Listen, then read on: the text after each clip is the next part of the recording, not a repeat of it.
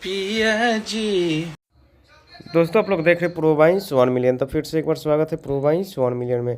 तो जी हाँ दोस्तों, आप सबको बता दें कि अपने हिट मशीन के साथ यादव का राइटर अखिलेश कश्यप जी लाइव आए हुए हैं और लाइव आकर के क्या कुछ बोले आप लोग उनके आवाज़ में सुन सकते हैं। नहीं, डिलीट हो गया है भैया आईडी, और हमें प्यार करने वाले बहुत सारे भाई परेशान थे, तो थैंक यू सो मच। और सबसे बड़ा धन्यवाद हमारा भाई, हम सब के जान रत्नेश भाई ने बहुत मेहनत किया और इस आईडी को रिकवर कर दिया फाइनली।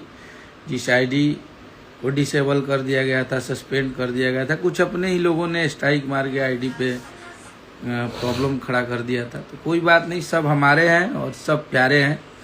तो आप सब के बीच में आपका अखिलेश कश्यप का आईडी आ गया। आज गुड मॉर्निंग होते हुए मेरा आईडी मुझे दिखा, तो thank you so much Ratnesh ji कि आपने इस आईडी को रिकवर कराया, आपने इस आईडी को मंगवाया। बहुत मेहनत किया रत्नेश भाई ने, और रत्नेश जी को दिल से बहुत बहुत धन्यवाद।